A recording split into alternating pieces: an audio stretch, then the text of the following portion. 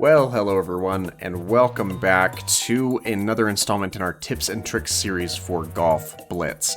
Today we will be tackling a course that's a little out of season, but it is new and it's the next one on our docket. So we're going to jump into one of the Tour's 15, to be specific, the Boneyard Tour. Now this is a very interesting and bizarrely shaped world that I've seen a lot of people have some issues and struggles with. So we're going to walk our way through this so you can make the most of it when and if you are facing these challenges on your own. As always, if you make sure to check, if you would please check and see if you are subscribed to the channel. If you're not, go ahead and fix that for me real quick. And if you find today's video helpful, interesting, and or enjoyable, make sure that you drop that like. So let's have a closer look at the Boneyard and see if we can dig ourselves out of a grave. So this first course can be a little bit tricky for a couple of different reasons, but it's going to start basically the same no matter where you're at. Now, what you can do as opposed to taking the continued tour down to the bottom of this world is if you've got something with accuracy, you can take a little skip there once you're at a point to skip over that bone structure. And then it's just a matter of making a couple of shots here and doing so safely to the point where you don't end up accidentally rolling off other ends of the bones. I think that that is by far the fastest route that you can take, especially because the starting zone for this hole is a putting green. So you can't really attempt to bounce off the wall with that. Now here we have another set of holes that requires a lot of putting back and forth, but we may very well be able to skip over some things, and it appears that we were not able to just there with our gooey ball. So if you're lucky, you may be able to benefit from something of that nature. Now let's see if we can't make our way a little bit further along here, and we weren't able to, but really what I was hoping to do was avoid rolling onto the green here, because this is the first point in this course where you really have an opportunity to do something different, and if you can take advantage of that, the quicker as you can, you're going to have an advantage for getting down to the bottom portion of this course a little bit faster than everyone else. So really it's just kind of trying to make sure that you can solidify yourself in a position where you can avoid the copious amounts of putting, because apart from that, you're going to end up jostling for position all the way down that course, and that can be a little bit of a tedious problem. Now here we've got a couple of things that really kind of help us out. You can use a couple of different items. You can use the Super Ball like I just tried to demonstrate there. I took it a little too hot off the side, but if you don't have that available and you have the gooey ball, of course that is going to be your best option out of the power-ups available, and just kind of make your way down towards the bottom. If you get really, really unlucky and have to make your way down the course manually, then you're going to want to just kind of play back and forth across the ribs, but you're always going to have some sort of power-up that will allow you to contemplate taking an alternate and faster route down towards the bottom. And when and if you have that, I would recommend that you take it, because it's always going to place you in an advantageous position. So another thing that can be a little interesting here, if you don't have any of the power-ups that would allow you to bypass this, is you can try and time a shot to roll along this bone as the arms are swinging upwards. And if you are able to time it just right, which that was not, and we will go ahead and attempt that again, but if you're able to time it just right, you can slip between the cracks and end up on the little rotating skeleton head here. So that is an option as opposed to fighting with the ribs that are up here at the top, as that tends to be a very highly contested choking point for your opponents. So do keep that in mind as an option if you want to avoid conflict with whoever you're playing against. Oh, this hole can be a lot of fun, but it can also be very infuriating. Now, what you're going to want to try and do is get down this last little rib, but you've got to do it in a way that you're not coming in too hot from the bottom. So if you have the heavy ball, you're going to have a little bit of an easier time with this. Now, if I get a laser shot right there, that's going to allow me to drop down onto the green. And really what you're looking for is something that can kind of stall your momentum, whether that's a gooey ball, a heavy ball, something that will allow you to kind of gradually roll your way off of those ribs as opposed to using your full momentum to go down it. That's really the best type of move that you can make in that type of a scenario.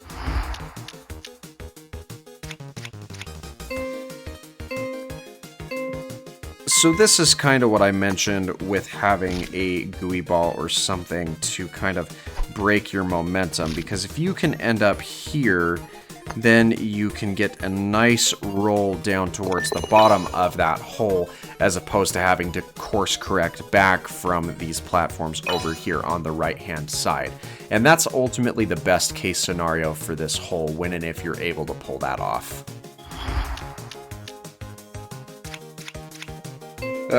This hole can be really interesting for a couple of different reasons. Now, if you time yourself correctly, you can actually go off of the left end of this hole as opposed to the right end, which is the suggested method of getting down towards the bottom.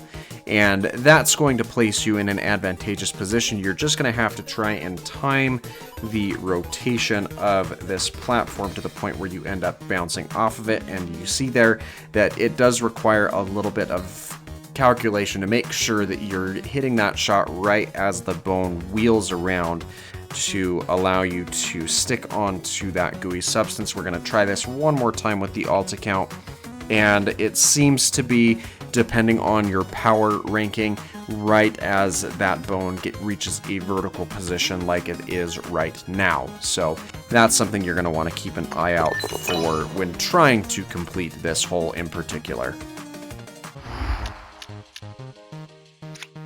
So this hole is another one that can be a little interesting. Now, you're going to have the best option going up off of this right-hand side, at least from the start, and that's because it's the one that's up on the top. Now, you'll want to be very careful with that, because if you have opponents with high levels of elixir that are able to use the grenade ball right off the start, then you can find yourself hurtling off into the abyss, and nobody likes that because it puts you in a heavily disadvantaged state. So again, you've really got to be careful and cautious with that. This is a hole that really confuses people, and it's because it's not super clear as to what the best option here is. Now, there is an opportunity for you to make your way down to the bottom portion of this course by going down this little channel here, but unless you have the gooey ball or the spider ball to really make your way down that, it's not going to be worth your time. That's really the best option for making your way around it, and I suppose that you would have a similar degree of success if you were using any of the more advanced power-ups that are available later on. But unless you have something available like that, you're going to want to try and prioritize the route that is designed in the bare nature of the course as directly as possible.